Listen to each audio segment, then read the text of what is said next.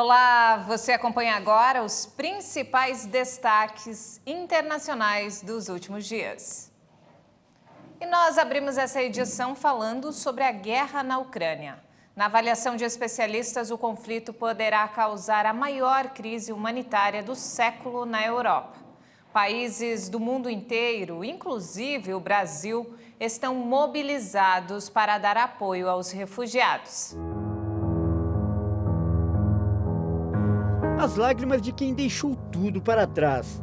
Essa mulher é um dos muitos ucranianos que tentam fugir da guerra. Ela está na fronteira com a Polônia, principal caminho de saída do país. O movimento é intenso na região. São filas quilométricas de carros e famílias que chegam a pé carregando as bagagens.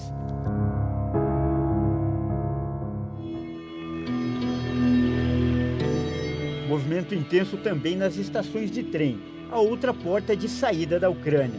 As plataformas ficam pequenas para receber tanta gente, a maioria mulheres e crianças, já que os homens não podem deixar o país. De acordo com especialistas, a guerra entre Rússia e Ucrânia deve causar a maior crise humanitária do século na Europa. A primeira dessas consequências a gente já está sofrendo. A insegurança, a incerteza. O que se sabe é que existe um compromisso de momento de tentar dar apoio à população que está na Ucrânia ou que vem a fugir.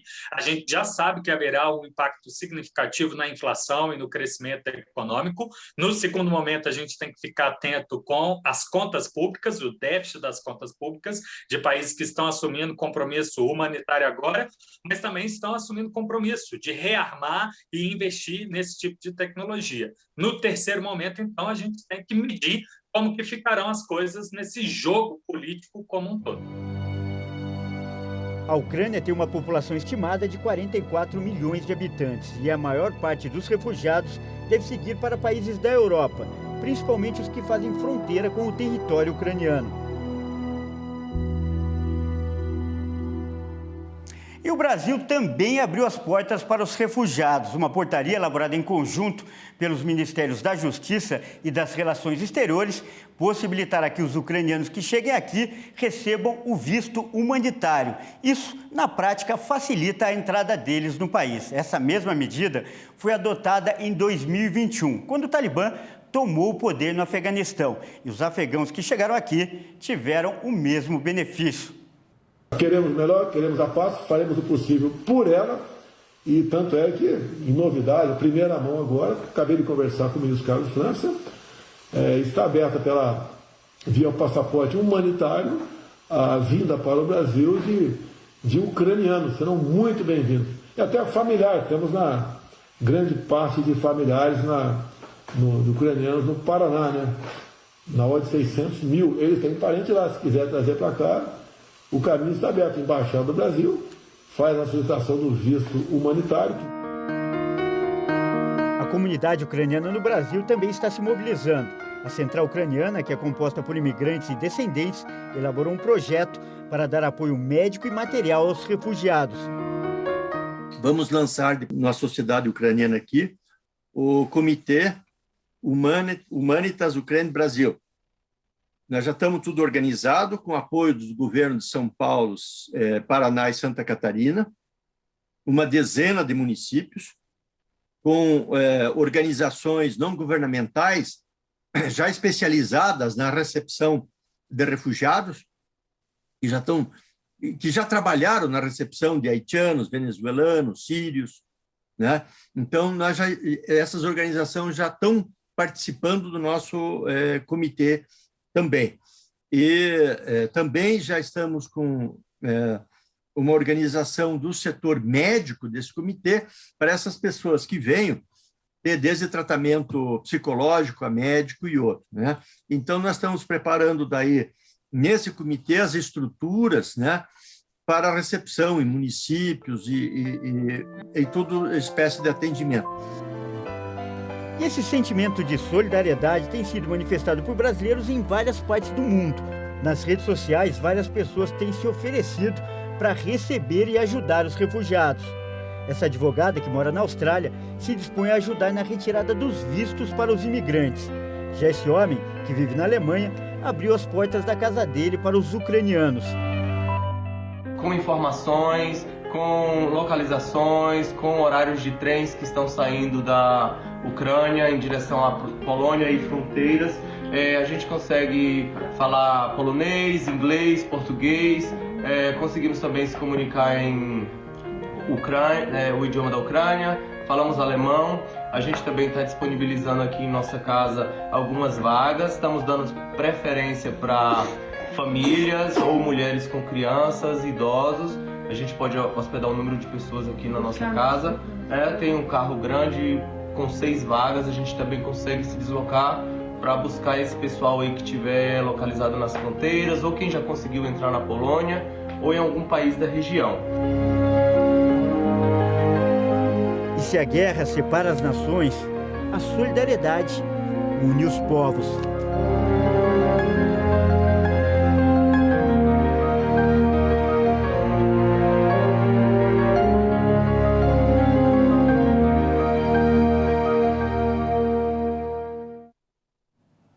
Que emocionante, hein? Todos unidos na tentativa de ajudar. E ainda falando sobre o assunto, a alta comissária da ONU para os Direitos Humanos, Michelle Bachelet, alertou para a ameaça nuclear que pesa sobre toda a humanidade, ao mesmo tempo que o ministro russo das Relações Exteriores, Sergei Lavrov, nega essa possibilidade. A alta comissária da ONU para os Direitos Humanos, Michelle Bachelet, lembrou a ameaça em um discurso em Genebra.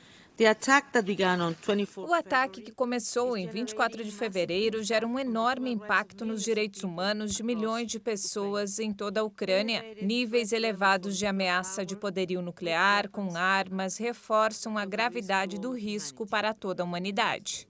O pronunciamento de Bachelet ocorre após o presidente Vladimir Putin ordenar que as forças nucleares russas fossem colocadas em alerta máximo. Apesar da decisão de Putin, o ministro russo das Relações Exteriores, Sergei Lavrov, negou que o Kremlin considere uma guerra nuclear. Gostaria de chamar a atenção para o fato de que está nas mentes dos políticos ocidentais que uma guerra nuclear está acontecendo, não nas mentes dos russos. A Rússia tem o maior arsenal nuclear do mundo e mantém uma extensa infraestrutura de produção de armas atômicas. A invasão de Moscou já deixou um enorme número de civis mortos na Ucrânia e mantém combates em várias cidades do país, inclusive na capital Kiev. E os preços das matérias-primas continuam a subir, num contexto de incerteza devido à oferta mundial após o início da invasão russa. O barril de petróleo chegou no maior patamar desde 2011. Alumínio e níquel, metais que dependem em grande medida das exportações russas, tiveram valorizações expressivas e chegaram a níveis recordes. Os preços dos 2 barris de referência do petróleo no mundo passaram dos $110 devido a preocupações com o efeito das sanções sobre as exportações da Rússia, terceiro maior produtor mundial. O WTI fechou no maior valor desde 2011 e o Brent chegou a $112. Além disso, os países produtores de petróleo do grupo OPEP+, decidiram manter a política de aumento modesto da produção de petróleo. Isso aumentou o medo de interrupções no fornecimento. Nas bolsas, os principais índices de ações de Nova York fecharam em alta, estimulados por declarações do presidente do Banco Central americano, Jerome Powell, consideradas moderadas pelos operadores. No Brasil, a alta das commodities impactou positivamente ações de empresas do setor, como Petrobras e Vale. O índice Bovespa subiu quase 2%. O empresário russo Roman Abramovich anunciou a venda do Chelsea, clube de futebol inglês. Ele ainda afirmou que o lucro da operação será doado às vítimas da guerra na Ucrânia. A Abramovich tem forte ligação com o presidente da Rússia, Vladimir Putin, e desde a invasão russa à Ucrânia, sofre pressão pública na Inglaterra. Abramovich informou que não pedirá o reembolso dos empréstimos que concedeu ao clube londrino, estimados em $2 bilhões. Além disso, destacou que o produto líquido da venda será destinado a uma fundação de caridade em benefício de todas as vítimas da guerra na Ucrânia. Ao contrário de outros oligarcas russos, Abramovich não foi alvo, por enquanto, de sanções financeiras por parte da União Europeia ou de autoridades britânicas, mas a pressão aumentou fortemente desde o início da invasão russa à Ucrânia. Ainda no âmbito econômico, o Banco Mundial anunciou a suspensão imediata de todos os seus programas de ajuda na Rússia e em Belarus. O Banco Mundial estava envolvido em 11 projetos em Belarus, que totalizam 1 bilhão e 150 milhões de dólares. A Rússia tinha 4 projetos, que somavam 370 milhões de dólares. Milhares de pessoas se reuniram nas ruas de Munique para protestar pela paz e manifestar solidariedade com a Ucrânia. A polícia contou até 45 mil participantes no centro da cidade. A Assembleia Geral das Nações Unidas aprovou uma resolução condenando a Rússia pela invasão contra a Ucrânia. A reunião foi convocada pelo Conselho de Segurança e feito de forma emergencial para discutir a situação no leste europeu. O Brasil foi um dos 141 países que votaram a favor. Foram 5 votos contrários e 35 abstenções. Antônio Guterres, secretário-geral da ONU, disse logo após a aprovação da resolução que a decisão mostra que o mundo quer o fim do sofrimento na Ucrânia. Ele falou ainda sobre como os países têm se unido para colaborar com o país do leste europeu. Valentin Rybakov, embaixador de Belarus na ONU, aliado de Rússia, pediu que a Ucrânia abra um corredor humanitário para que pessoas possam sair do país pela fronteira com Belarus, que está aberta. Ele lamentou as mortes e disse que só as negociações podem resolver o conflito. A embaixadora dos Estados Unidos na ONU, Linda Thomas-Greenfield, afirmou que a guerra foi decisão de um único homem, Vladimir Putin. Ela disse que a Rússia está atacando civis e que enquanto o Conselho de Segurança discutia a paz, Putin começava a guerra. Thomas Greenfield declarou que a Rússia bombardeou orfanatos, hospitais, jardins de infância e espalhou fome e ainda agradeceu aos países que estão recebendo refugiados da Ucrânia. O embaixador da Ucrânia na ONU, Sergei Kyslytsya, afirmou que o povo ucraniano luta enquanto é bombardeado. Ele agradeceu a união e o apoio aos refugiados ucranianos e disse que as tropas russas estão cometendo crimes contra a humanidade. Ele ressaltou que é preciso evitar que os russos sigam com a ação militar. Os países que votaram contra a resolução da ONU foram a Rússia, Belarus, Síria, Coreia do Norte e Eritreia. A gigante americana Apple anunciou que suspendeu a venda de todos os seus produtos na Rússia, seguindo assim várias empresas que buscam se distanciar de Moscou. A fabricante do iPhone e computadores Mac explicou que interrompeu as exportações para a Rússia na semana passada e também limitou o acesso a alguns serviços, como a solução de pagamentos Apple Pay. O Google, outra gigante da tecnologia, impediu a imprensa estatal russa de monetizar conteúdo em suas plataformas, em represália pela invasão da Ucrânia. No esporte, a onda de sanções continua. A World Athletics excluiu esportistas russos e bielorrussos de todas as suas competições. A organização do Mundial de Vôlei foi retirada da Rússia e seus patrocinadores não poderão competir. A gigante mundial de equipamentos esportivos Adidas anunciou a suspensão de seu patrocínio à Federação Russa de Futebol. Já os tenistas russos e bielorrussos poderão continuar a participar dos torneios organizados pela ATP e pela WTA, incluindo os Grand Slams, mas estão excluídos da Copa Davis e da Billie Jean King Cup. Na segunda-feira, a UEFA já havia rescindido seu contrato com o gigante russo do setor energético Gazprom, estimado em 40 milhões de euros. Esse patrocínio cobria a Liga dos Campeões, as competições internacionais organizadas pela UEFA e a Euro 2024. Também na segunda-feira, a FIFA decidiu excluir a seleção russa do Mundial do Catar este ano. E mudando de assunto, o relatório publicado por especialistas climáticos da ONU apresenta um panorama das duras consequências das mudanças climáticas para as quais a humanidade não está preparada.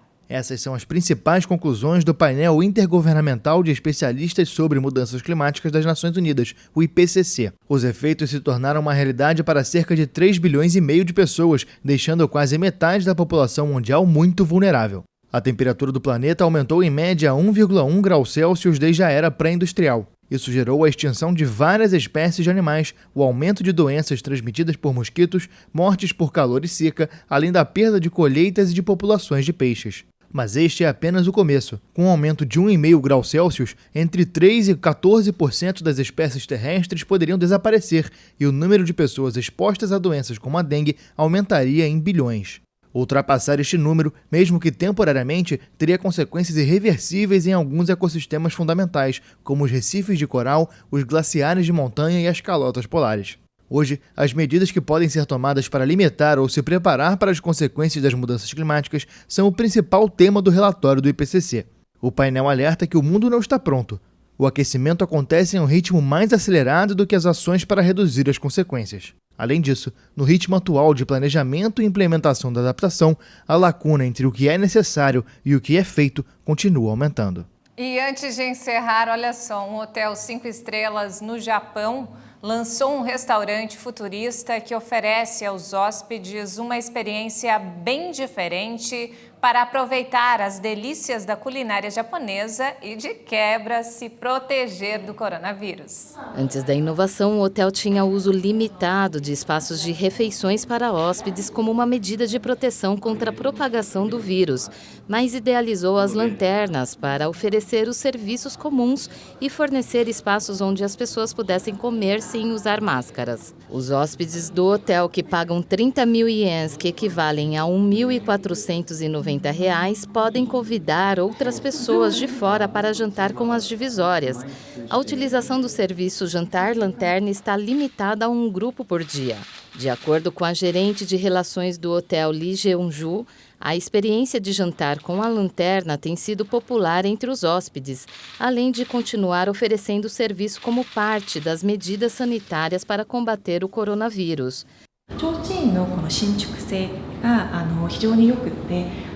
O designer sanfonado da lanterna combina bem com o estilo do nosso hotel, além do espaço de refeições permitir que os nossos hóspedes movam os braços com mais liberdade enquanto desfrutam da refeição, explicou Jeong-ju.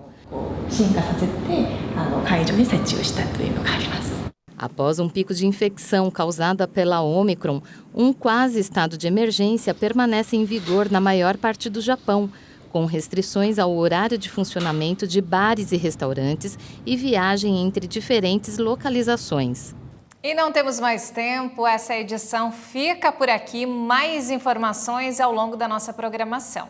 E se quiser rever as nossas reportagens, acesse o canal HIT Notícias no YouTube. Obrigada pela companhia.